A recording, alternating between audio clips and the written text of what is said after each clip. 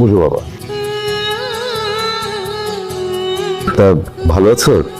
ভালো আছি, মন্দ আছি, খেয়েছি কি খাই নেই, এসব আলাপচারিতা করার সময় নেই। আমার কাছে time is money and money is time. যে কাজের জন্য আমরা এসেছি সেটা নিয়েই কথা বলি। হ্যাঁ ঠিক আছে। আপনার মেয়ে অথচ আমাকে ভালোবাসে, আমাকে বিয়েও করতে চায়। সো নেক্সট ডিল ইজ আনটিপল and fix the match day. হ্যাঁ ঠিক আছে। সোনার উপর আংটি দিয়ে এঙ্গেজমেন্ট করবো আমি। আমি আমাদের বিয়ের জন্য দুবাই থেকে স্পেশালি প্লাটিনামের রিং অর্ডার করে এনেছি।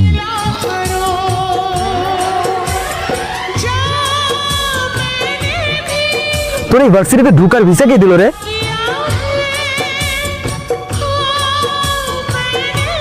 বুঝতে ছেলে অত সে বন্ধু হয় কি করে? ওরকম লোয়ার ক্লাস ছেলের কাছে ওকে ম্যাচ শিখতে হবে না। তোর কাজকে বিদায় করে দাও। সরি কেন?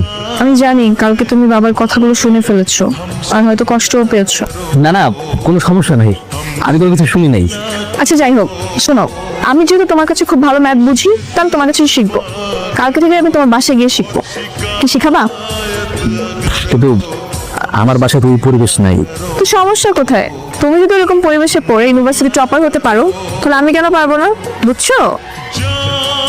আচ্ছা ঠিক আছে। বাবা, আমাকে একটু চা দেন। ঠিক আছে, দিচ্ছি। কি করতেছেন এইসব? মাসে মাসে থাকতে পারবা, ভাড়া দিবে না, এইরকম ভাড়াটি আমার দরকার নাই। ভাই আমি আপনার বললাম তো আমার 2 দিন সময় দেন, আমি আপনার সব টাকা দিয়ে দিতেছি ভাই।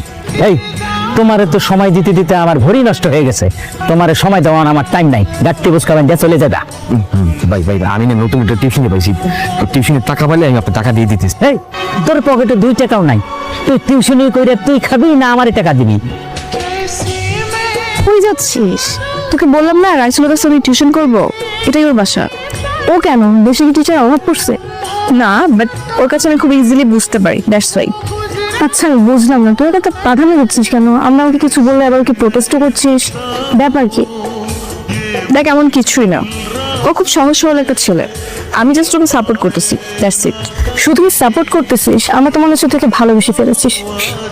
দেখ ভালোবাসা টালোবাসা এখানে কিছুই না। তোরা হয়তো খুব রিচ কিড, স্মার্ট, ড্যাশিং ছেলে পছন্দ করিস, বাট আমার চয়েসটা একটু আলাদা। আমি সবসময় চেয়েছি লাইফ পার্টনার হিসেবে একজন সহজ সরল, অনেস্ট, কেয়ারিং মানুষ, যেটা আমি ওর মতো দেখতে পাই। বাই। তো এই শুক্রবার আমাদের বিয়ে হচ্ছে। পা নামাও। বাবাই বিয়ে হচ্ছে না। কেন? আমি যে রাইসুলকে চিনতাম, যাকে আমি ভালোবেসেছিলাম, সেই রাইসুল তুমি না। তোমার পরিবার, তোমার ফ্যামিলি এই রেসুলকে পছন্দ করে, ওই রেসুলকে না। বিয়েটা আমি করব, আমার ফ্যামিলি না। আমাকে অপছন্দ করার কারণ? তোমার অহংকার। আঙুল ফুলে কলা গাছ হয়েছে তোমার, ঠিক হঠাৎ করে পাওয়ার টাকার মতো। তোমার মতো একটা অহংকারী মানুষকে বিয়ে করলে আমি কখনোই সুখী হব না। তুমি আসতে পারো।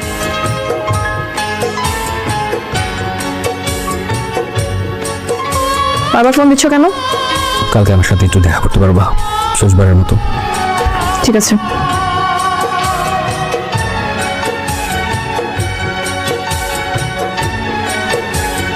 কি ব্যাপার? সে আগের বস্তি, স্যান্ডেল, শার্ট, প্যান্ট, মানে কি? তুমি ঠিকই বলছিলা, হুট করে এতগুলো টাকা পাওয়ার পরে আমি অমানুষ হয়ে গেছিলাম। আমি এখন মানুষ হইতেছে, সৎভাবে উপার্জন করে নিজের পায়ে দাঁড়াতে চাই।